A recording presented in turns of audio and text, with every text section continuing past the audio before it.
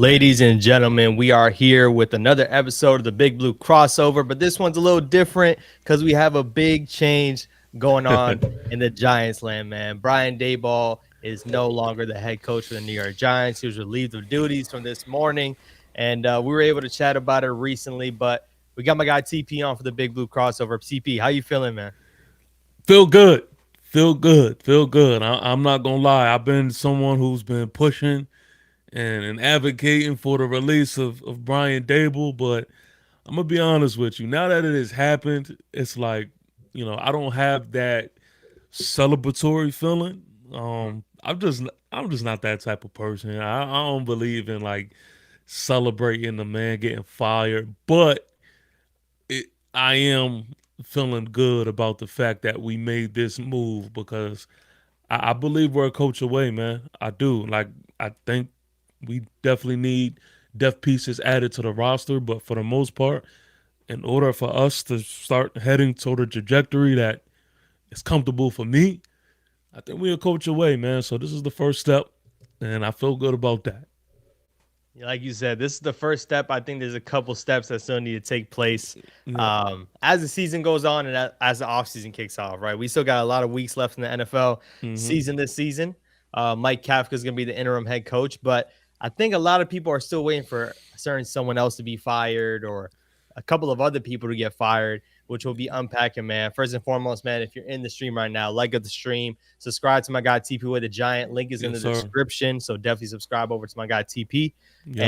And yeah, man, it's been a little while since we've done a stream as well. There's been Yeah. a couple heartbreaking losses in between, a couple losses that just shouldn't have turned out the way it did. But obviously, we're going to continue to talk about Brian Daboll as the stream goes on. Are you surprised that it's Daboll that gets fired over a couple of the guys that's in the building? Did you expect Shane Bowen before Daboll? What is your thoughts on that? For me personally, Coach Brian Daboll was always at the top of my priority list, man. Because what I could say about Joe Shane is this, right? Joe Shane has brought in talent. I think we do have talented pieces, but the problem is talent sometimes and most times is just not enough. Unless you're like this generational talent, unless you're like a Malik Neighbors, right? Talent is just not enough. You have to develop that talent. Developing talent falls under Coach Brian Daboll. That is exactly why we see people come here, they are one way, and then when they leave, they up their game to a whole, new level, And the brightest example of that is Daniel Jones, So it's just that aspect is where, again, Coach Brian Daboll, I think, deserves the ownership to that. Then when you think about Shane Bowen, which I get, everybody's just so upset at Shane Bowen. And the way I see it is this you get Jackson Dart in the draft, and for some reason, Giant fans only want to credit Coach Dable for the good and not the bad. Yeah, Coach Dable got us Jackson Dart. He was on the money with that. Like, I don't think any Giant fan is going to argue the fact that Jackson Dart is looking like our QB. But on the other side of the things, you have to keep the same energy. He was also the guy, we seen it on Hard Knocks, that went to go get Shane Bowen. Remember when he, rushed into the room and pulled out the, whole stat sheet and was talking about, hey, Shane Bowen, he does this, this, this. We got to go get him. He pushed for him. So you also should, consider or highlight the fact that no, Coach Brian Daboll was the one who couldn't get the relationship right with Wink and decided to go get Shane Bowen. So before you could even be mad at Coach Shane Bowen, again, you got to be mad at the head coach. Head coach, the head of this team, man. So, yeah, Coach Brian Daboll was definitely the number one on my priority list. That's exactly what I alluded to when I jumped on live right when it happened, man. For me, it just goes down to at the end of the day, you got to that's the head of the body, right? That's the number one man when it comes to coaching. Obviously, we know Joe Shane and the players that he put together and the picks and all that. We know and we have our gripes with certain players that he went after, let go, drafted. But also when you look at Shane Bowen, right? At the end of the day, Shane Bowen, even if he's not up to par, there's so many other things we could look at with this team where this team is just not set up for success. Right. Brian Daboll has this team week in and week out committing 10, 8, 12 penalties. How many times have we seen it get penalized in an egregious manner? Does that not fall down to Brian Daboll with the coaching? Yeah. Sometimes you want your players to just perform, but at the same time, too, we need coaches to hold them accountable. If the head coach not holding them accountable, then what are we doing? You Mm-hmm. could also make the argument throughout all of these games because the fourth quarter is the same story, right? But it's Yeah. 4 games that we blew a lead, but especially in the fourth quarter, we look gassed. We don't look like a team that's ready to play compared to these other teams. And coaching goes down to it. Training camp. When it comes to training camp, or you're training in the middle of the season or in the middle of the off season, trying to get these guys ready. Some people say that Brian Daboll runs a loose camp, a camp Yeah. that you don't really see tackling going on. And then you wonder why the team struggles with tackling in the middle of the season. Mm-hmm. All that starts from the top. Doesn't matter what coordinator you have at what place. I still think Shane Bowen does not deserve a spot on this team. Right. But like you said, Mm-hmm. it all starts with the top, man. The head Yeah. coach is in charge of who gets brought on to coach the rest of the team. They host their own interviews and choose who to bring on. Like you said, he brought on Shane Bowen. Ain't nothing else to look at, man. Shout out to Jabari in the chat. He's saying, I'm tight. It's like you fired the chef, but not the person who goes food shopping and picked up all expired food, then paid 160 mil for it. And my man is talking about Joe Shane. But Jabari, he didn't. It's not all expired food though. And see, that's the narrative that's being passed around. I mean, we could go through these draft picks. It's not all expired food because expired food, once it's done, it's done. So why do certain players leave and they're adding to that team that they go to? Like that's not the definition to me of expired food. You And then know, looking at the last part, this man let Saquon Xavier McKinney walk for less than MTA fair. He should be gone. Can't put on the blame on Daboll when we lose games because we don't have an effing kicker. I Now don't know this what you watching, Jabari. You tripping? this I'm a is this call is my thing. you tripping. From what I'm getting, and Jabari, feel free to jump in the chat. From what I'm getting at here, I think you're pretty much saying Joe Shane needs to go with him too, because that's how I look at Okay. it, right? I think Joe Shane needs to go with him too. I Okay. don't think it should be the other way around where Dayball stays and Shane is gone. I think it just means Shane should be there with him. Mm-hmm. Do you believe that Shane should probably get fired as well? Because right now, right after they posted it on Twitter and posted it on Instagram, the Giants officially posted that Dayball was let go. In the article, they talked about how Shane is going to see the process through of hiring the head coach, which pretty much alludes to him being safe. Are Yeah. you Yeah. on Yeah. board with that? Is that something that you can kind of understand why they went that route? What do you stand on that? Yeah. So contrary to popular belief, man, like I'm not saying that I understand anybody who thinks that he should go. Um, I think that GM and head coach relationship is super important. Like they have to coincide. They have to work good together, which also, brings up that question whenever you hire a new coach. Um, there are some questionable things that Joe Shane has done. You can't, you know, knock that. But in the same breath and time, you know, I do think that when I look at these draft picks and I look at the team that Joe Shane has put together, he also people need to understand, man. He also is responsible of the handlings of the money, man. And so I think when you factor that, speaking of Xavier McKinney and Saquon Barkley, and you factor that and you look at what he has added to this team, he's gotten the talent. We have talent. Talent is not the issue. And so I think there's more of a case for Joe Shane. Again, I can't, I'm not sticking up for him. Like, to me, it was either way. Like, if he would have been fired, I wouldn't have lost any sleep. He's here. I get it. So it's just one of those things where it's just like, okay, yeah, your leash may be a little longer, and we'll see.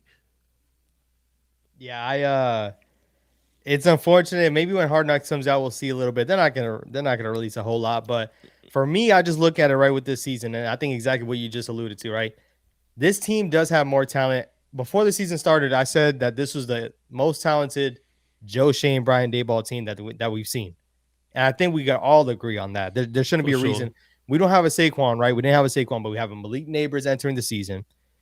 We thought Russell Wilson would be a little better. That didn't translate, but this is a second year of Brian Daboll. You drafted Abdul Carter. You got Dexter Lawrence running it back. Kayvon Thibodeau as another pass rusher. You sign a Debo. You sign Holland.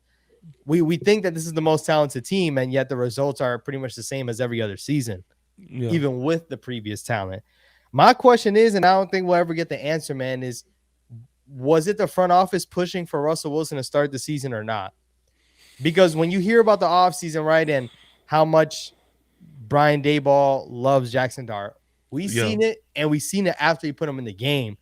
But to think that this man gets fired mid-season with his quarterback, because his quarterback comes in and we're not winning games. Dart looks good, in my opinion. Dart looks Hmm. good, but we haven't won games with Dart in. We've lost some games with him in as well. So I just wonder, man, is the front office pushing? What were they pushing the button for Russell Wilson?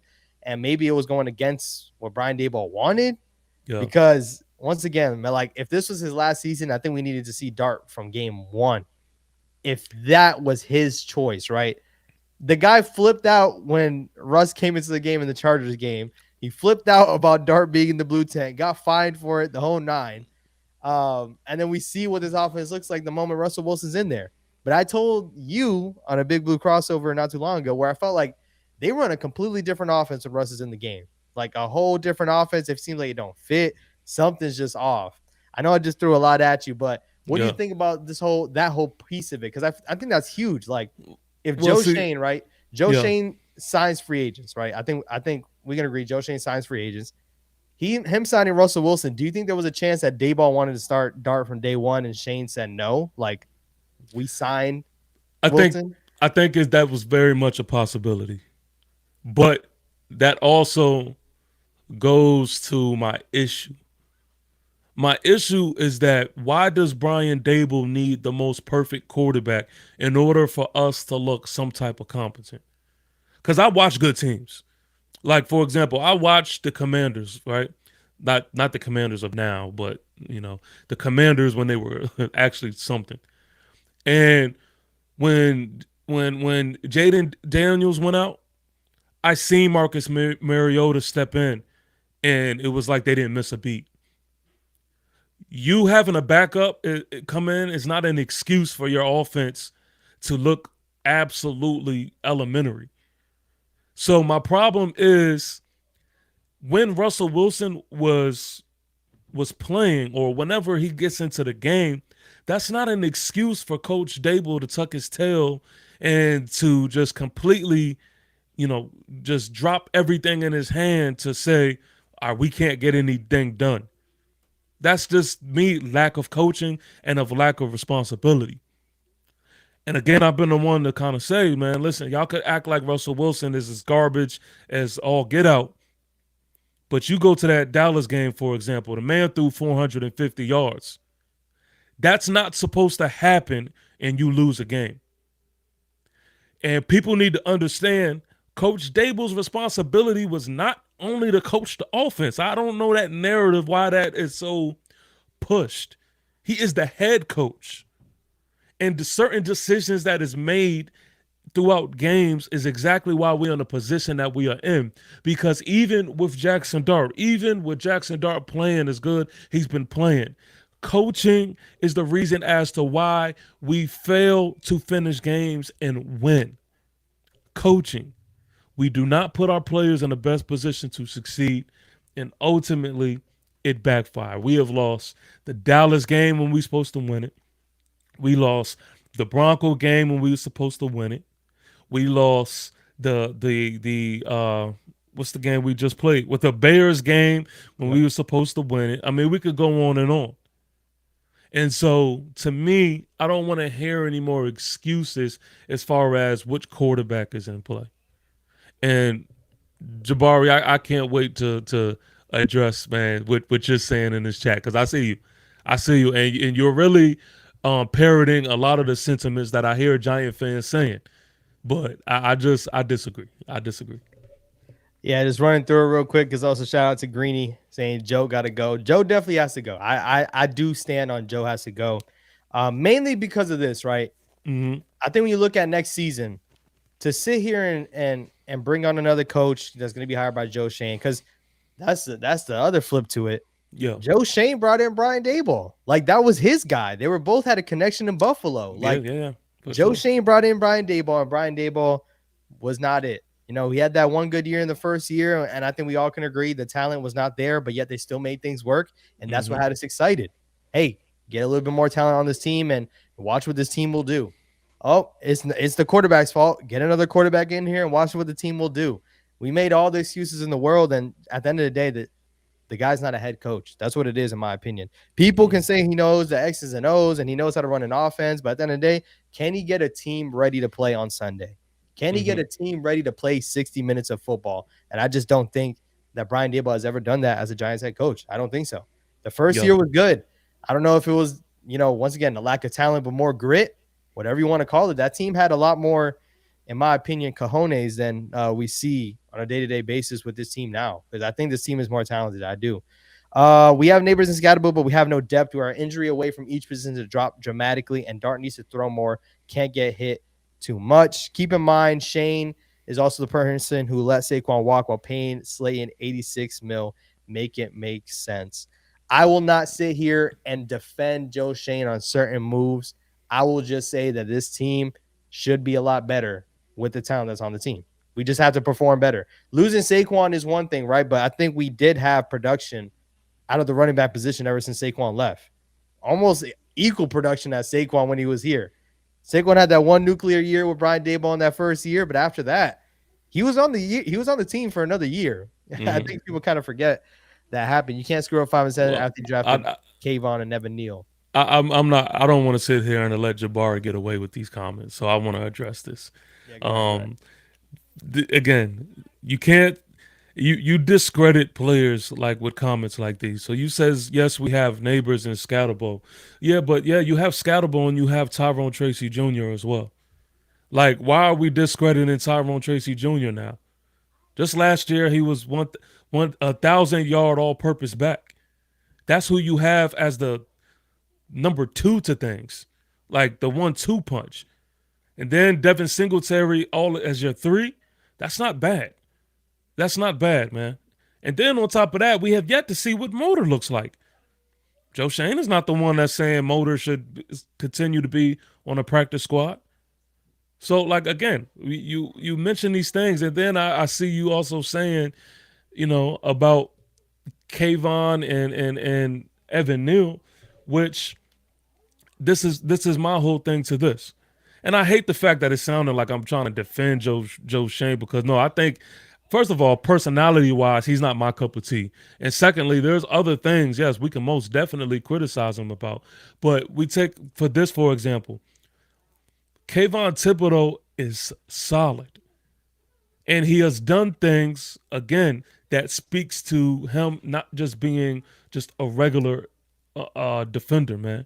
Like, think about what he did in weak system. Wasn't done before. It wasn't done before. Evan Neal was moved out of his position, and it was shown. So all of the reps that he has got at right tackle or left tackle or whatever it is, that is coaching that says we're going to move him away from his natural guard position. And so he wasn't able to develop and grow into a better guard. He's been stripped away from that. He doesn't have the feet to be a tackle. That's coaching. So again, it's certain things like that and examples like that to where you have to really break down and have these conversations to think, okay, what is going on with certain players? I could go on and on. Like, literally, there's so many different names that we have drafted to where, it just that you could say to yourself, the talent is there. Yeah, the one thing I will say, or not the one thing, a couple things, but Where I can't defend Joe Shane is the other guys, the other draft picks, the guys outside of the first round. And I think we do have some blemishes in the first round, right? Deontay Banks was a bad pick. Um, in not translating is worrisome. I know you can say coaching. What were you gonna say? Go ahead. Go ahead. I want to say nobody was saying this in 2022. For sure not. For sure not. And I think the biggest difference was he was CB2 as his rookie year, and then the following year we put him at CB1, and man, the drop off is insane. I don't think anyone expected that because I think everyone can assume sometimes he's in position. Now the guy can't tackle. Now the guy is reaching. I think he had like 4 penalties in this Bears game. That stinks. Trading up for Jalen Hyatt, that's aging like milk. Terrible. Again, I disagree. Again, I know you can say coaching, but my point is that it's just not translating in general. Like it's really not to bring up to every game. He's not even getting a single snap, and we're dressing the guy is ridiculous. It's really bad. And whose fault is that? I think it's both. I think it's both for sure. I want to have this conversation. I want to have this conversation. I think it has to be both. How can we not look at Joe Shane and say, at the end of the day, like prime example, right? How I just brought up in the beginning, Russell Wilson, right? Russell Wilson was brought in, right? Signed the money, paid the money. You start him. I think Joe Shane in the front office was making sure that he has to at least start the beginning of the season. Maybe Brian Daboll bought into it a little bit too, but I think they pushed it because you signed him for a reason. Same thing with Jalen Hyatt. You draft him. I'm sure if they really wanted to push that button to play him, he would be playing. It just hasn't been there. You see, the thing is, you can't really step on a coach's toes and force him to play a guy that doesn't fit whatever the coach is trying to cook up. So anything that happens on the field wise, that is now in the coach's hands. All the GM can do is get you the players. Like my man said, the analogy is he's talking about, the whole shopping aspect. The GM can only bring the food to the table, but the chef, you got to create the meal. So Hyatt, I think, and this is another thing, a question that I really pose to Giant fans, because I don't want Giant fans to say whatever it is now and forget what they said at the time. Because nobody thought that Hyatt pick was bad. Everybody was saying, oh, that Hyatt pick was a steal. For what reason? Because we knew the deep threat target that he could be. And also, I'm looking at the film. I'm watching the All-22. There has been a couple of times when Jalen Hyatt has been open down the field. But again, there's just a lack of development in players where they haven't been able to grow. Jalen Hyatt hasn't been put in the best position to succeed. He should be a slot guy a lot more than he has historically been for us. Has that been the case? No. In 2022, again, Jalen Hyatt had himself a decent rookie year. It's hard for me to believe that all of these players, Jalen Hyatt, Daniel Bellinger, Deontay Banks, all of them just take a drop. All of them. Why? Because they just lack the talent out of anywhere? No. We're not putting them in a position to succeed. We're not developing these guys. Like that is why. And the players that we're saying are just not that good, yeah, they may not just they're probably just not that good because we're not coaching them. We're not developing them. Everybody else, we look around the league. Don't just look at the Giants. Look at these good teams. These guys are being developed. They're growing into something. We don't do that here.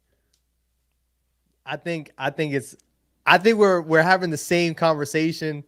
We're looking at two different pieces, but I think they're all in lockstep at the end of the day. Yeah. Everything has to coincide with each other. Because at the same time, right, when we talk about like Joe Shane with Hyatt and all these other players, at the end of the day, they're all in the war room together. They're all having conversations. Who do we want to grab? Do you feel like this guy would work? Is this guy going to fit? And they all make the decision on how they're going to draft him. So they all got to like the player at one point. And then, like you said, when it comes to developing, I for sure believe that the Giants have been doing some wrong things, because if you're not a blue chip prospect, AKA we didn't ruin Saquon. Saquon was a premium talent. If you're a premium talent, you're going to ball. But it feels like the guys that aren't premium talents, the first round, Malik Neighbors, prime example. Malik Neighbors, the odds of him coming in and failing was slim to none because he's that talented. But when you look at it, a Tyler Nubin, prime example. Tyler Newman is a guy that we all were excited for. I was really excited for, and we talked in the offseason. I thought he was going to be the X factor this season on this defense. I kept telling people Tyler Newman is going to have a jump, and the drop off is insane. Like Mm-hmm. you said, it could be coaching. It could be. And it also could be that the players they're not real players, man. I don't know. It sucks. It sucks to be in this, but that's why I say clean house altogether. That's one way you can fix the problem, right? Whether it's coaching or GM, get everybody out of here. Clean sweep, clean the house, get somebody else in here, and hopefully both can be in unison. Because now, if Joe Schoen is specifically here through next year, Yeah. Joe Schoen has to pick the next head coach. Maybe there's head coaches that don't want to come coach for Joe Schoen. Maybe Joe probably if we stick to the shopping method, like maybe people don't want to come shop with Joe Schoen. They don't want to visit Walmart. They want to go to Stop and Shop or whatever you want to make it. You know what I'm saying? Like this might deter people away from coaching the Giants, and I that kind of upsets me a bit. Now, I do think the Giants are a desirable location with the players, with the history and such. I don't care about the history. I hate that because everybody else pushes history, but with Jackson Dart at the helm and the other position players that we do have, I do think this is a desirable location. It worries me if they want to keep Joe Schoen, making that decision. Yeah, yeah. I mean, I think look, I think yeah, you could criticize that and you could criticize certain actions and things like that, but I definitely don't believe, he has been that terrible like people try to make it seem. Greeny Green, I do see you down there. I'm with you. I'm tuned into the chat. I see y'all. Um, Look, Hyatt, I'm a word person, right? And I tell my wife this all the time. And as men, if you're married, then you understand exactly what I'm speaking of. Words like never, it always gets to me. It always gets to me when people say never. Never literally means never in my book. We again go back to 2022. Go watch Hyatt highlights. He's made contested catches. Does he do it consistently? No, no. But we can't sit here and say never. He's done it. Also, what Hyatt done well as a wide receiver? He is his speed. We know what it is. His speed and getting down the field. That still remains to be true. I'm watching the film and I see it. I watch the film and I see it. I don't think he's also been put in the best position to succeed as well. I would like Hyatt to be in the slot a lot more. But anyway, I just think that all in all, man, he's still the flashlight still should be shined on him. Again, I haven't agreed to everything that Joe Schoen has done, not at all. And I'm not trying to come up here and make it sound like I'm really trying to defend him. I just have more of an understanding of Joe Schoen than I do of Brian Daboll. Yeah. Yeah. By the way, Jabari said, like, keep in mind, Joe didn't pick up the phone and trade Saquon or McKinney. That's not true. Did you watch, remember how I told you to watch that Saquon documentary? Did you watch it? I did. I meant to tell you that. Yeah. Talking about this right here, Yeah. Mara specifically told Saquon, we're not trading you. So I don't even put that on Joe. Mara was not going to let him trade him. And that's another microcosm of what this team is. I'm glad you brought that up. The owner is way too invested in what's going on with the team. You can be invested. Invested is the wrong word.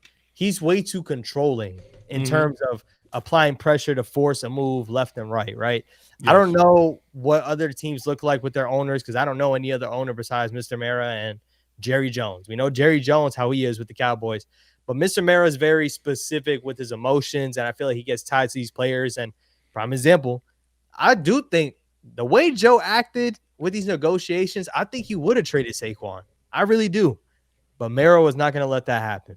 Yeah. And I think Joe Schoen knew if he went against that, his job is done. His job is over with. John Mara was never going to let that happen. So I don't even put that on Joe Schoen. I think John Mara specifically, right, when it comes to the hiring of this head coach, are we going to leave it to Joe Schoen, or are we going to have John Mara super, super invested in this as well? They have to be tapped in to an extent. They're the owner. They own the team, of course. But to the point where I think we saw Mara making a lot of or pushing for decisions the same way, we want to jump back, right? Because Brian Daboll getting fired midseason is history. This is the second time in 40 years the Giants have fired a head coach. Who was the other coach? Ben McAdoo. What was crazy about Ben McAdoo is it wasn't even the record. The guy had a better winning percentage than all the other coaches we've seen since Tom Coughlin. He benched Eli, started Geno Smith, and John Mara hated the optics that everybody else saw Yeah. and pushed to fire him after that. It was Yeah. never granted, this was in the middle of the second season. The locker room was gone. Ben McAdoo was not a good coach. I'm not trying to say he was a great coach, but if you want to talk about guys getting fired like early, Ben McAdoo was early. It was in the middle of his second season, which is insane. That Eli move broke my heart. I was ready to get rid of McAdoo after that too. Oh, me too. Yeah, No, I no, was definitely heated when that happened. But yeah, very true. That was a great point. maybe we could have managed our money better, got to help on the O line or get a linebacker or wide receiver room as neighbors. That's it. That's the management. Our old line has got better. Our line is definitely better this year for sure. For sure. Yeah, man. That's what it is. Brian Daboll got fired. Shane Bowen, going back to I totally skipped past it. I think Greeny brought it up. Is Abdul a bust? Definitely not. It's way too early to call him a bust, in my opinion. I think looking at Shane Bowen yesterday, there was a couple times when whatever you're trying to get exotic, but I don't know. I run circles around it because there's so many ways to be bad, and the Giants are finding ways to be bad to blow these leads. When you're dropping Brian Burns in coverage and you're forcing Abdul to be a quarterback spy, and we still can't get the guy to the ground, those things upset me because these are players not playing in their position. I'm not the biggest fan of it. You got a defensive player of the year dropping into coverage numerous times during the game.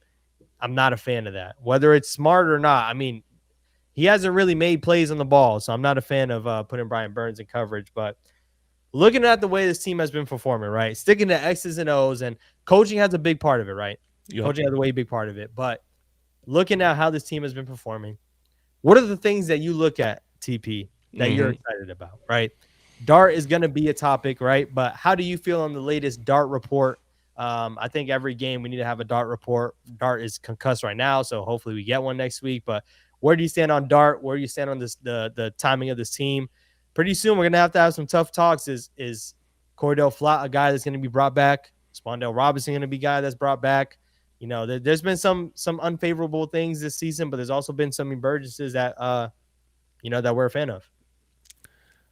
For me, which I seen in the Browns game, and I'm glad they kind of answered.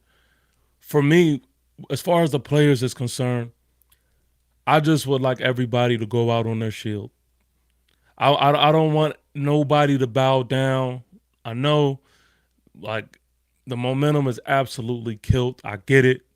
It's not easy playing football when it feels like it's meaningless, but I still want us to go out there and play like there's something on the line. Play like you are absolutely tired of losing. Like, play like you care. The 49er game, I was so disappointed because I didn't see that. The Bears game, I think they realized that. I think they heard the fans. And to me, I think I seen a lot more effort the Bears game. That's pretty much what I want to see as a team going forward. And I still have highlighted the Dallas game and the Commander game. Those games mean something to me, at least, divisional games. As far as Jackson Dart is concerned, I'm not in the train of thought that we should bench him. And I'm not in the train of thought that, and this is kind of an unpopular opinion, but I'm not in the train of thought that we should slow things down when it comes to Dart. Coach Daboll got criticized pretty heavily about how much he ran Jackson Dart. And I'm not going to lie. I disagree. I think. Yeah, I disagree as well. Which is okay. Well, I'm glad we see. I'm glad we see. See the same thing. I think personally, Jackson Dart, what he adds to the run game is who he is.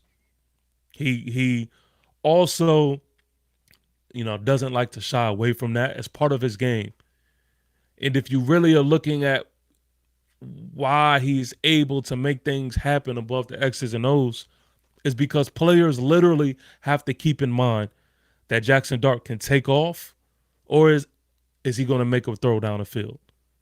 So if you strip him away from making plays with his legs, you're also holding back the Incredible Hulk from being the Hulk. Like, I just don't believe in that. Should he slide in certain situations and opportunities of the game? Of course. Of course. But I don't think you should hold him back at all. Reps are everything. These are still reps. He still is getting used to the feel of the game, and um, there's also a side which we could talk about, but he still needs to get more more reps in this speed of things and get more familiar with the National Football League side of things. So as far as I see it, man, I just would like everybody to just continue to go. Continue to go. I'm not trying to hold back. It's it's a little too early for my liking to do that. Yeah, man.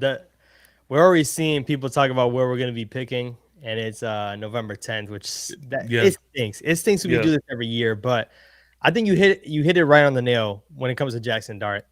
Exactly how you put it is that's his game. Yeah. That's part of what makes him effective as a quarterback. And it doesn't necessarily mean it's a slight, right? Like people talk about Lamar Jackson with how much he runs the ball.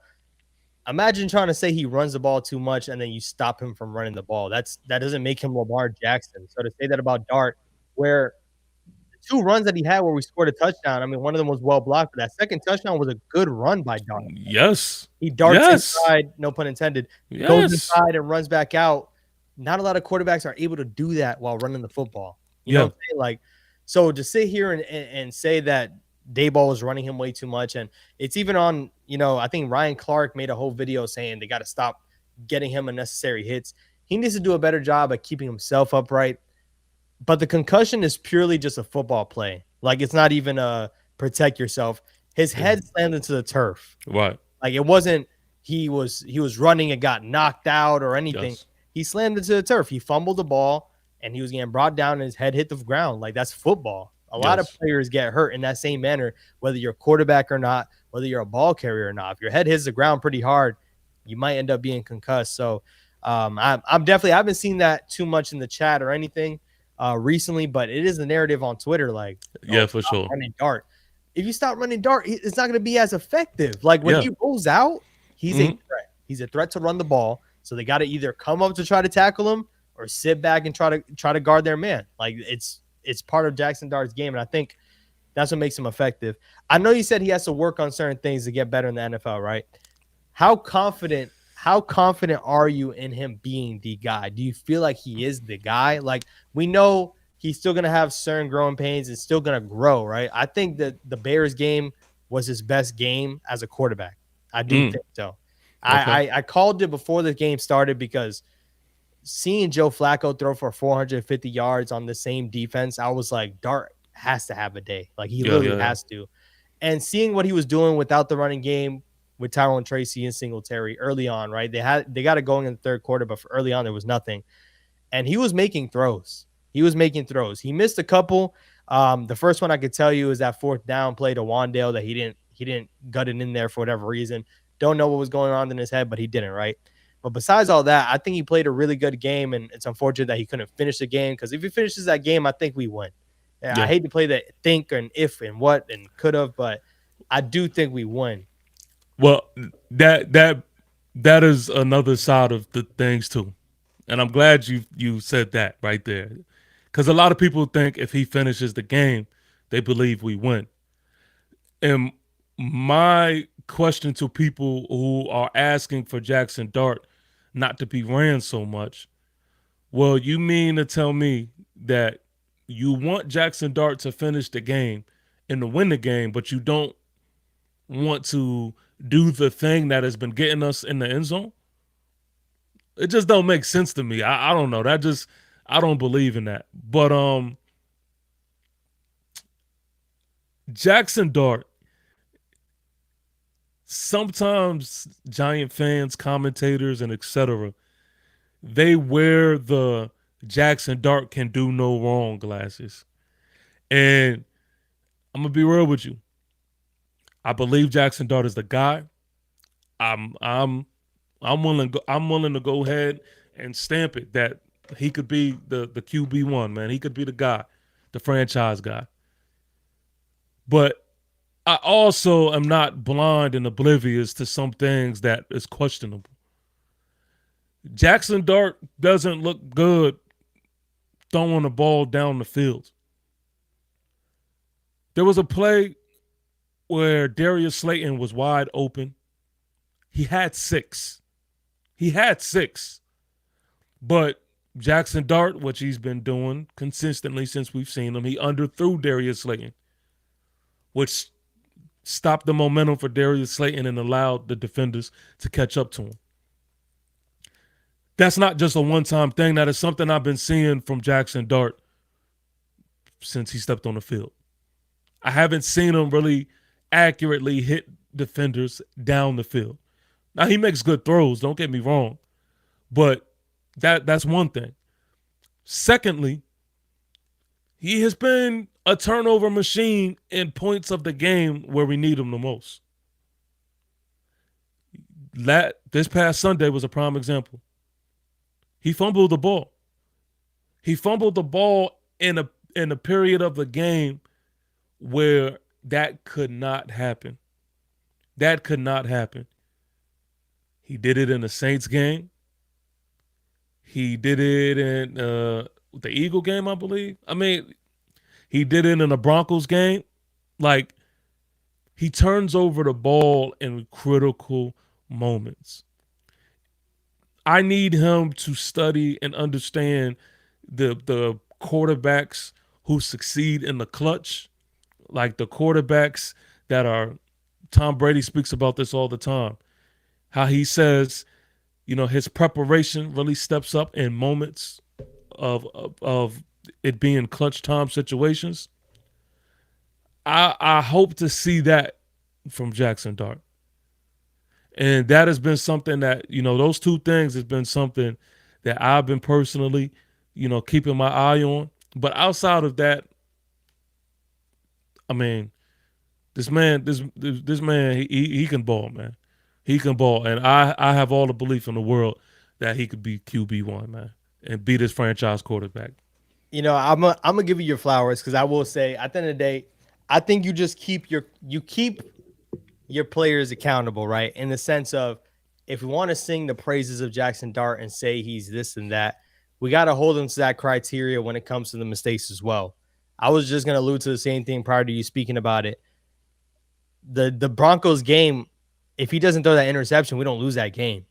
And I think I made the point, right? And I'll continue to make the point because it is true. Jackson Dart left the field at the end of the game with a lead. He gave the team the lead again.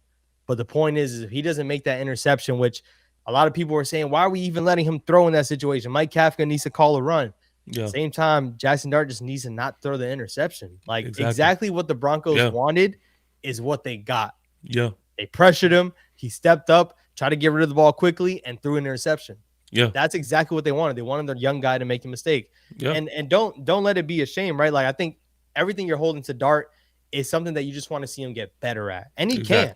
It's not the end all be all. Right. But it's the same way. And I'll say it. And I saw that tweet about during the Slayton catch. I saw you tweet about it right when it happened. So that's how I knew it was gonna come up. But I think when you look at it too, it's just I think this is what you're feeling too, TP.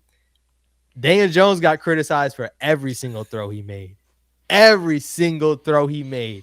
So keep the same energy when it comes to Jackson Dart. Now I understand it too. I genuinely do because we did overanalyze every single throw that Daniel Jones made. If he was undercutting a ball, guess what? We were talking about it. That Germany flea flicker, we talked about that. So we got to keep the same energy for our quarterback, especially if we think he's going to be the guy. Still think he will be, but that's what I'm saying. I think you just hold him to a certain standard. That's what we're doing. That's it. I did the same thing with Malik, man. When Malik had that game last year versus the Commanders, what was it? The first game of the season, I believe, second game, early in the year, and he was balling all game. Oh yeah. And then when we needed him the most, he dropped the ball. Yep. I I wasn't going to crucify Malik for it, but I'll be damned if I'm not going to speak to it. Yeah, Like, what Carl Banks does to Dexter Lawrence right now. He's look, man. I believe in just keeping the same energy with everybody. You know what I mean? We're a team at the end of the day, and to be honest with you, the players that are special, the players that are the most talented, the players that have that gift that everybody may not have. It's that I always have that motto of like with great power comes with great responsibility. So I mean that was comes with it for me. So yeah, I just keep that same energy. that's a fact. Shout out to John in the chat saying, I think it's a little scary and risky having him being pushed and worked in the run game. It reminds me of Anthony Richardson his rookie year. I would say the difference with Anthony Richardson is when I talked about Lamar, I think Anthony Richardson is that like where his arm doesn't work how it should as a quarterback. He's not accurate, and I think they did rely on him. They ran power with Richardson. We didn't really run too much power, in my opinion. I could be wrong. I feel like we don't run power with Jackson Dart. It's a lot of outside run game. You got guys pulling for him. But I mean, Anthony Richardson is overweight in Indy. That's all I know. Definitely is a football game plan and can't avoid injuries all the way. It also works. It's just a risky for having your quarterback the main runner. Hot dog saying, imagine if they turn it up and beat Green Bay. The defense kicks ass. I doubt it, but it might happen. That's the one thing I will say, right? And I said it in my live stream right when Daboll got fired. There's going to be players, right? They're going to question the players. They're going to question Mike Kafka and say, how do you feel with Brian Daboll not being here? All the players are going to say, we love Brian Daboll and we didn't want him to leave. We didn't want him to get fired. Prove it on Sunday. I could care less. We've been following the team and we've seen it with other coaches. I'm not here for any of that. Go prove it on Sunday if you want to show that Brian Daboll had an impact, right? Because that's the one thing, right? I'm not expecting Mike Kafka to come in here and win a whole bunch of games. And just to give a little foresight at the end of this, towards the end of the stream, we're gonna go through all the games. We got to make a record prediction by the end of the season. But I don't expect Mike Kafka to all of a sudden turn this whole team around, right? But if the players want to prove that, Brian Daboll believes in some of the players that they put in those positions, right? Mm-hmm. Go out there and prove it on Sunday. I could care less. Will we beat Green Bay? Right now it's 0-0. I forgot I wanted to throw it up, but I could care less. All right, we'll leave it here for the rest of the stream. Why not? At the end of the day, when you think about it, right, like Green Bay is a top team. We're a bottom team. Can we somehow, some way beat the Packers? I think we have a chance every game, but I just need them to prove it. I could care less about, anything else. If you want to show, hey, we really care about Brian Daboll leaving, do it for him, right? I guess do it for Brian Daboll. Right? If you're going to do it prior, do it now. I think they should do it for themselves. Yeah. Like, do it for yourselves. I mean, I could only imagine, I'm not someone who is in the league and I'm not someone, who plays any position on the field. But from what I understand is like a universal language for any athlete, especially anyone who steps on the gridiron. How can you walk into a room knowing that, guys that you step on the field with can say, hey, guys, a New York Giant just walked in here, man. It was ass. Like, these are the conversations that are tagged to your name now. Oh, the Giants. Oh man, especially now because you see players on podcasts now and they be giving it up, saying all types of stuff. So if you just have that competitive bone in your body, that should be enough. That should be enough to say, look, man, I'm not going to continue to go out and lay down, for any and everybody. So I just think, I just want to see inspired football, man. Do it for the locker room. Carry this on the next year. Let's end this thing with a bang still. That's what I'm interested in seeing. We got to. I think we got to. Is there any expectations you have with Kafka, right? Like, I can tell you right now, I hope Mike Kafka is not the head coach for the future. That's what I do hope. The only way he is if he goes out and he wins the next 7 games. I'm talking about 7 in a row. in my opinion, right? And I think it's what we talked about earlier. Daboll was ahead of the snake, right? He was the head. Yeah. He brought in Mike Kafka. At the end of the day, that's an issue too. Yeah. This Yeah. year has looked a lot better than previous years offensively, in my opinion. But the offense has been bad, been really bad at times.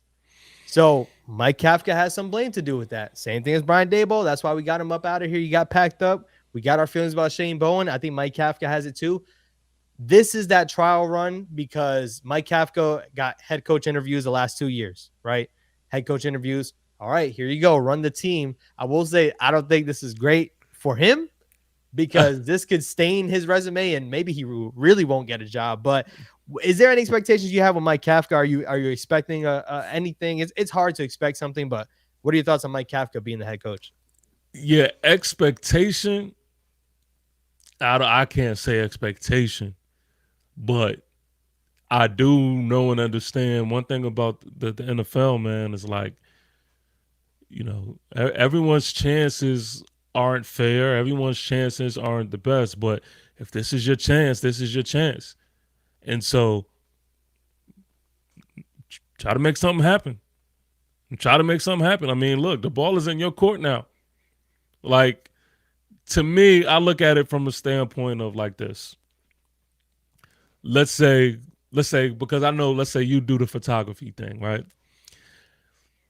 Let's say they say, and maybe this may sound real because I'm not really a photography person, so I'm just going from my knowledge from the outside looking in.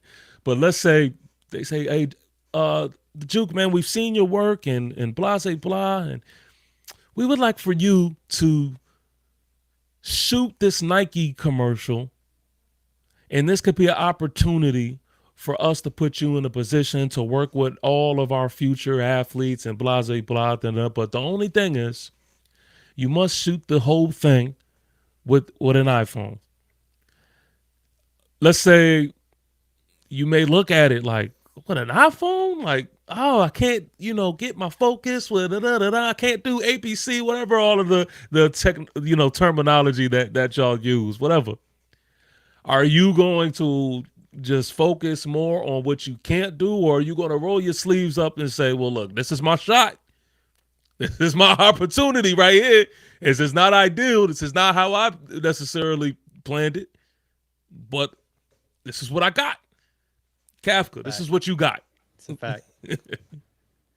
Yeah, I agree with you, man. It's making the most out of your situation. I think that was actually like very on par. You might say you don't know, but that was a good analogy. I will say. Yeah, I do videography. If anyone wants to book with me, man, Yes, sir. you can get the juke and the videography side. It'll be on. dope. All right, man. I got one last question. We'll jump into the predictions, and that's what it is. Chat right now. I want you to drop in the chat how many games you think we'll win in these next 7 games. We got 7 games to go. How many games do you think we'll win? Drop it in the chat right now. But before we do the prediction, everyone's been asking me today, who will the next head coach be? Is there any coaches you've been looking at or seeing, and maybe you're a little bit intrigued? Is there anybody that kind of, rings that bell for you? And if you want to see them be the head coach of the New York Giants next year? So there's 2 guys that I ideally, right, if it was in my ideal dream world that I don't think is going to happen at all, I don't think there's a chance. There's 2 guys. It's Mike Tomlin and Brian Flores. There is a belief that Mike Tomlin is going to move on from the Steelers, or the other way around, Steelers move on from Mike Tomlin. I don't see that being the case, but that is a rumored thing. And so, yeah, in the dream world, Mike Tomlin. Also, Brian Flores. I definitely think this would be a great opportunity, and I think he's proven and earns himself a head coach job. People keep mentioning him into candidate situations, but it's not going to happen. As much as, it sounds good, that's not going to happen. We know that the situation that they're still trying to iron out or whatever. So, not right now on my list, the number 1 guy is Cliff Kingsbury. I was impressed what he did over there in Washington. I do think he is an offensive mind that could get this offense rolling, especially with some of the pieces that we have. He's smart, man. He's smart, and so listen, that's right now who I got, on my mind. But I'm gonna do more and more research and see who's out there and see people's resume. But all I do know is I need someone with experience and someone who is ready to turn a program around to get a culture built over here. That's what I need. Yeah, I agree with you. The funny thing is with the Bryant thing, yeah, the Bryant thing is never gonna happen. Off of what happened with that last time, man, the Bryant thing will never happen. It's Yeah, unfortunate because I do think when you think about a head coach, right, like being a leader of men, Brian Flores, I think got it. I think he does. People saying Rob Sala. I think once again, there's not clones of guys, but I think Dan Campbell is it's a good type of head coach you look at. The guy was over here calling offensive plays yesterday, which I didn't even know he had that in his bag. Didn't know that for whatever reason. I'm jealous. I'm jealous of but seeing coaches like that because wasn't he? I think he was the same. He got hired right there with Daboll. I could be wrong. Do you remember I think when did I Dan think it Campbell was get a year hired? before. Was he a year before? Hired. And granted, I'm not even saying that Dan Campbell would have been 2021, so the year prior. Yeah, I'm yeah. not saying that he would have been the coach of the Giants, but some coaches just be popping up, man. Like I know That's you my just talked guy, about man. it. You talked about it with experience, like, but these guys got to get their experience somehow, some way, and they just become like good coaches. So Mike Yeah. Vrabel, prime example. The Titans letting him go was ridiculous. I will say, letting him walk out the door is ridiculous because they look bad as ever. And now look at it with New England. First year in New England. And I think that's On it. why I'm not going to call us the Patriots because we know the Patriots have history, but I think that's what makes the Giants a favorable destination. Drake May, year two, you could walk in and come coach Drake May and just get the rest of the team right. Mike Vrabel's not an offensive coach, but he knows how to lead men on a Sunday 60-minute game of football, and that's what they do. The Yeah, Patriots are 8-2 right now, insane. yeah. Um, so yeah, I think exactly what you said about Cliff. That's what Brian Daboll is going to do. He's going to go be an OC somewhere else. He's going to be an offensive coordinator, be that for 2 to 3 years. He'll probably get another head coaching gig.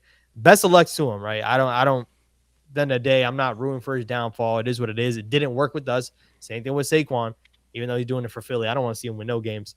But once again, players that leave do better somewhere else. Daniel Jones, prime example. I'm not rooting for his downfall. Have at it. He's Yeah. 8-2 though. I'm a little jealous. All right, man. Last couple games right here, man. It's gonna be a little minuscule, but I can read it off as well. We got the Packers, Lions, Patriots, Commanders for our second game, Vikings, Raiders, and the Cowboys to close out the season. Most likely, that Giants Cowboys game will be a game that does not matter for either one of us, right? hmm Commanders, you can make the same argument, but it's a couple weeks prior, so who knows? Anything could change in the next couple weeks. Other than that, we got some tough games.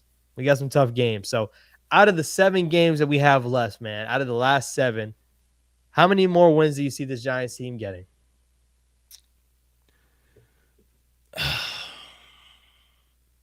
I really, man, it's really hard for me to believe that we just gonna win in general. I'm gonna say winnable games and the most favorable matchups. I'll give us three. I'll give us three. Commanders, Raiders, and the Cowboys. Those That's other tough. ones, I want the Vikings. And when the Vikings matchup comes, we're gonna be, of course, we're gonna be joining forces with some Viking content creators, and we're gonna be talking. And I'm not gonna lie, I'm a when I get around that time, I know I'm gonna be talking like we're gonna win the game and stuff like that. But just honestly, right now, I just don't see it.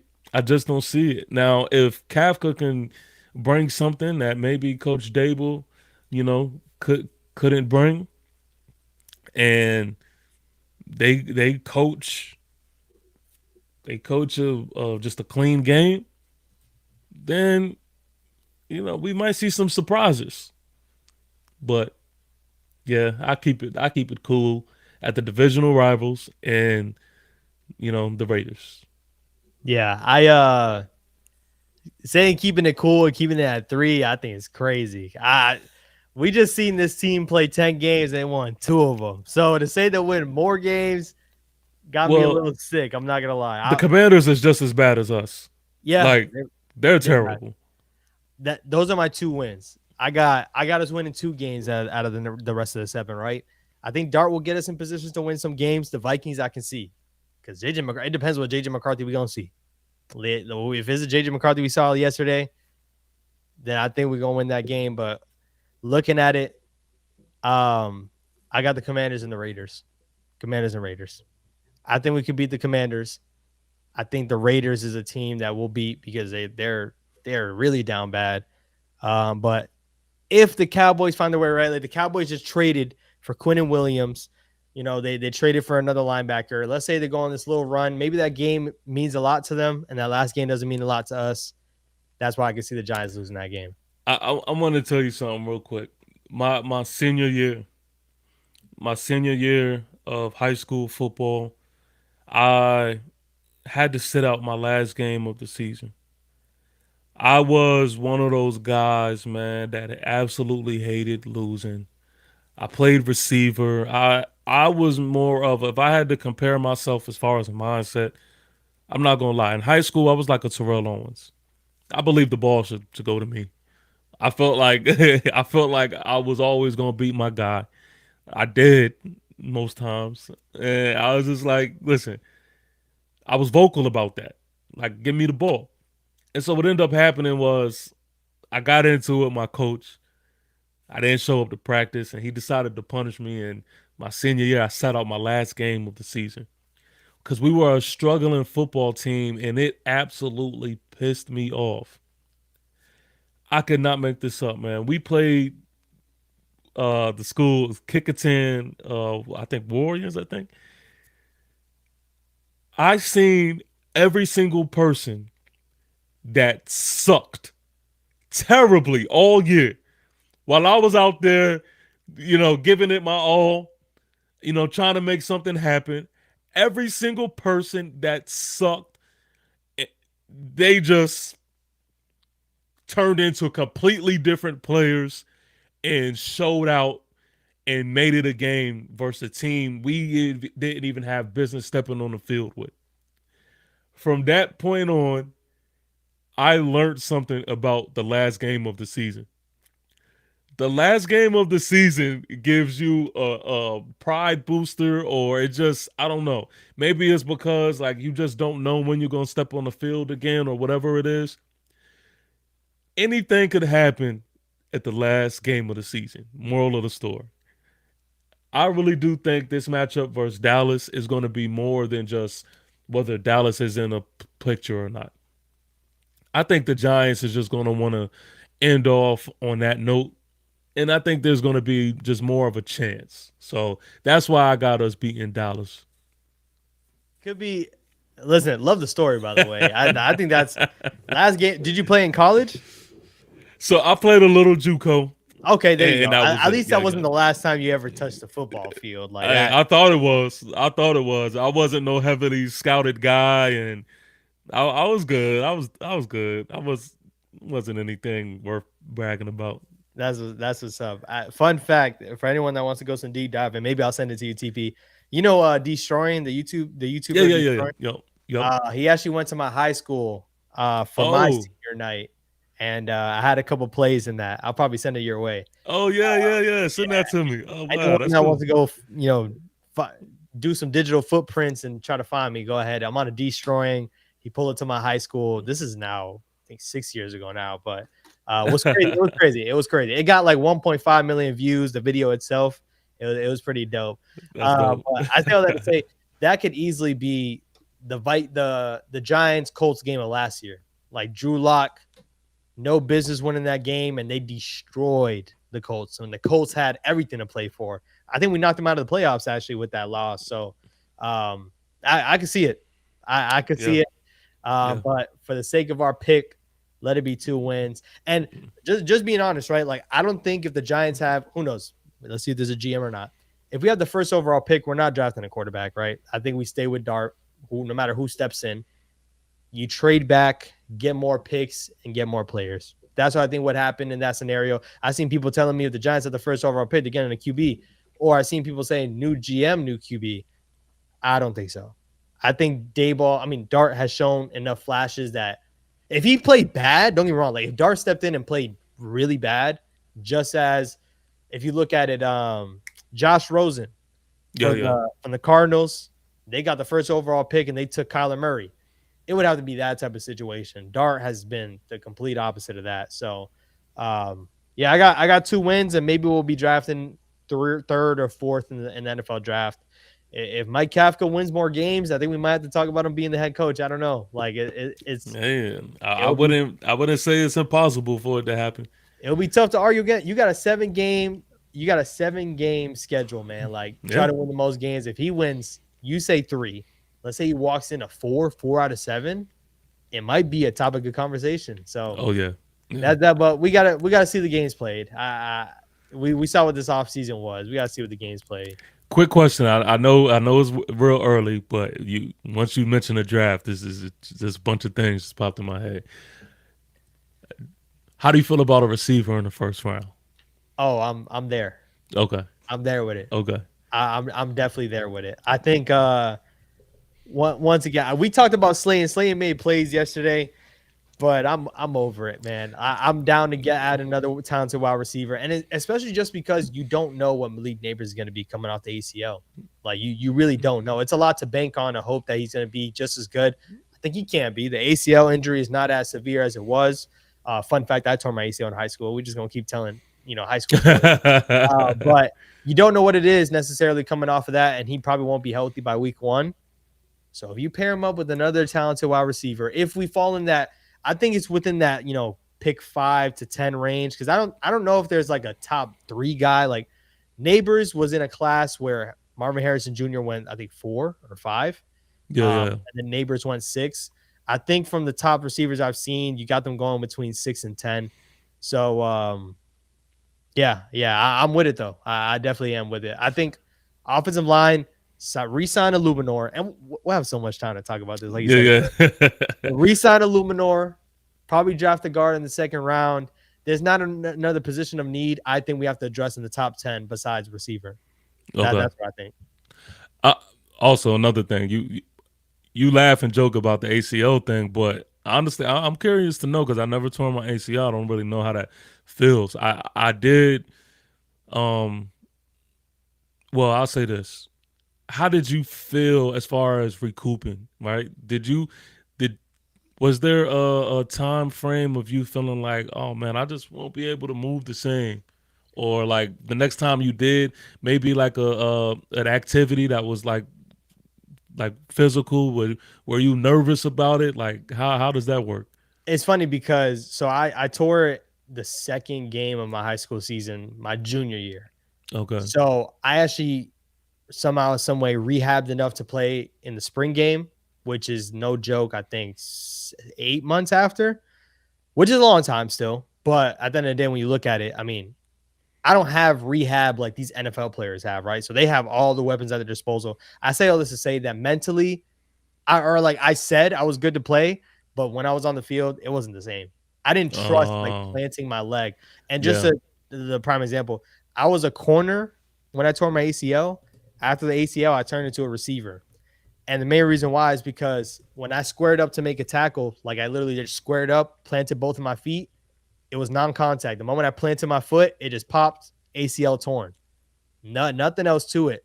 So for me, every time I was trying to square up to make a tackle, it was like a mental block. Like I couldn't put myself in a position to just throw myself like I did prior. So that's the one thing I will say for Neighbors, right? Like he's explosive, and that's what makes you worry. Another different sport, right? But I'll look at it. Derrick Rose. Derrick Rose was never the same. Why? Because he was an explosive player that unfortunately his knees couldn't keep up with it. And that's what led to him not being the same player that he was. So to hope that an explosive receiver like Neighbors, right? Because Neighbors is a good route runner, but it all works with his speed. The guy's fast. Yeah. He's fast. Yeah. He's explosive. If he doesn't have that explosiveness, it's hard to see, like, will he be himself? But you have receivers that have done it. Cooper Kupp is a guy that tore his ACL, came back. I think there's a couple other too. Christian Watson's playing this game. I'm not saying he's great, but he tore his ACL. He's playing right now. So hopefully Neighbors is all right. But yeah, it's really mental. It's more mental than anything else, especially because Malik Neighbors is way more talented than I am, right? So like he should have the muscle, he should have the speed, he should have the quickness. Just a matter of mentally, can he trust himself cutting? Mm-hmm. Like Neighbors is a guy that makes a lot of cuts with the ball in his hands. Yeah. Can he still be that effective after? Yeah. And for anyone that's wondering, the injury itself, I think, is not even that painful. Like it hurt. It hurt my knee, but people get emotional because you think like, man, like I can't play for a whole year. My career might not be the same, right? That's what it was for me. The rehab, like the surgery, after you get the surgery, the pain for that is way worse, like way worse than when you actually tear it. I don't know too many injuries that are like that, but You know what's crazy? I think I had with a, I think it was an MCL tear. What I had, I was playing basketball one day, and I don't want to word it like I played through it, like I was just out there moving, but I yeah. did stay on the court, and I was like still trying to make things happen, and I just remember like, yeah, I knew something was wrong for sure, but that happened years ago, man. That happened years ago, and still to this day, when I'm at the gym and I'm working legs, anytime I'm doing like squats, man, it's in my head. Oh. Like I'm just like, man, what if like Yeah, I'm doing too much? But yeah. yeah. I was curious, man, because I wanted to pick the brain because I be wanting to know, when these injuries happen, especially to guys like Malik, what is the probability of this being a game changer where we not gonna get Malik back? Like this Yeah. is, so yeah, And that's it. I think when people speak on it, right, like prime example, some people say other injuries are not as bad as others, right? Mm-hmm. I think the prime example, look at Dak Prescott. Now, granted, he's not a receiver, right? And he doesn't run the ball as much, but his ankle got broke in a bad way, like, and ironically against the Giants. It's a lot different for a bone to heal and a tendon because a tendon doesn't heal. Okay. You just have to Okay. repair it. Like, if you leave an ACL torn, it's going to stay torn. If you like immobilize that bone, right? You break a leg, right? What's the first thing they do? They put it in a cast. They strain it out so your body can heal that bone. The bone's going to Mm, heal and it might heal back stronger. Sometimes they say, right? A tendon is not going to heal back. So that's got why you. an Achilles, an ACL, for a sport that you have to be explosive in the way that we are. Tom Brady tore his ACL, but guess what? I mean, he's not running on his legs 24/7. So that's something that he was able to manage. But for these explosive players, like it sucks. I think D Lee just said, I mean, the video D Rose trying to dunk recently is so sad. It is because you think about what he was doing when he first came in. D Rose is not, 45. No, like he's just a guy that a lot of injuries just took a I toll on haven't him. seen it. I got to go look that up. Yeah, it happened recently, man. And Uh, ironically, this it hurts me, in the chest because I'm a Bulls fan. It's weird because I'm a oh Giants man. fan, I'm a Yankees fan, but when it comes to basketball, I'm a Bulls fan. But that's because D Rose made me a Bulls fan. Like D Rose winning that rookie or his second year in his career, and he won the MVP. It was insane. It's incredible. It's funny the story that we just went on. Like we just spiraled into this, I but may have to send you some stuff, man, because I'm close to that Chicago area, and when I go shopping and stuff, I be seeing some nice Chicago stuff for real cheap. yeah, So damn, I don't got nothing behind me right now. I used to have a lot of Bull stuff on behind me. I don't know what I do with it. I will say right now, like the Bulls stink. Like ever since oh, D-Rose been gone, like like it. It's ironically what I picked, man. I picked to be a Giants fan. I picked to be a Bulls fan. I know nothing but pain. Like literally nothing but pain. I got oh man. I got it up right here in my PC case. I have like a Mhm. Benny the Bull sitting right here. Like Oh, I'm okay, I'm a, okay, I'm a okay. Bulls fan, but it's hard to say it because the team just stinks. It Yeah, yeah, yeah, it, yeah, it yeah, just stinks. The yeah. Giants have a little more, notability at least, or So that's what superstar. Scat did, right? So Scat like broke a bone. Yeah, but there is a little. So people thought maybe he tore his Achilles too, and obviously it's all tied together. So you kind of worry for that. He didn't tear his Achilles, but they said he tore some tendons. But yeah, with him breaking, he actually no, he didn't. No, he did break a bone. Yeah, he broke a bone. Yeah, Okay, because some people said it was just a dislocation, so they put it back in. But no, something definitely broke. okay, So it could be a little better for him. And I think, I alluded to it first. Dak Prescott, that injury was horrific, terrible. Paul George. I think, have you seen when Paul George broke his ankle in that? Yeah, yeah, Look at him yeah, now. He's still playing years after. So I think when you break a bone versus like tearing an ACL or something, it's just different. yeah. It's a lot different. So Okay. hopefully Scat is on that board, right? Hopefully he just heals up and he's ready to go. But it's tough because once again, it's all mental. Like Right. the guy broke his bone just from getting tackled. So that stinks. Got you. For anyone that's wondering, the Eagles and the Packers still 0-0, which I don't know if anyone expected that. But Hey, might be a chance, man. We got them on a short week. that's one way to throw the predictions out the way, man. Hey, man, it's been fun. We've been Yes, chatting about sir. it. The Brian Daboll era is over with, and I will say, man, I saw this tweet. I should have reposted it because I would have been able to pull it up right now. Seeing how Brian Daboll's career started as a coach and seeing how it ended with kicking that field goal at the half-yard line, but going for two to either win a game or lose a game in game one, I think says it all. His Yes. mentality was not the same. He wasn't the same coach, and Yeah, I don't know, man. Maybe he had someone else, in his ear that first year compared to now, but it's sick to see, what we saw after that first year. for sure. For sure. And I'm gonna say this in closing, man. Coach Brian Daboll, I've been someone who's, adamantly been saying he needs to go. He needs to get up out of here. But all in all, when you are a part of history, that's something that no one could take from you. Yep. I had Brian Daboll autograph one of my TPWAY jerseys where I'm having all Giant players sign, right? And I don't feel like, oh, Coach Daboll's on there or Deontay Banks is on there, I should throw it away. And all in all, what he did in 2022 is a memory that we would always have, right? Mm-hmm. And he was a coach of the year under, the New York Giant name. So in that regard, it's been real. We appreciate Coach Daboll for that, for that memory and that moment that again is going down in history. And you can't swipe that away. But with that being said, it's just about that time to move on. And I'm looking forward, to the past. I mean to the future. For the Yeah. future. It's a new era, man. It's a new Yeah, era. yeah, We're yeah, gonna be yeah. here to talk about when that new coach comes. Once again, man, shout out to my guy TP with the Yes, Giant. This sir. is the Big Blue Crossover. We will be on this channel for the next episode, so definitely stay tuned. Link in the bio. TP with the Giant. Link in the bio. Subscribe. Yes, And sir. hey, new era, but we ain't going nowhere. That's Yeah. one. We cannot be relieved of our duties. We're gonna be here to chop it up and continue to do it. So appreciate everyone for tapping in, and we're Yes, gonna sir. catch you on the next one, man.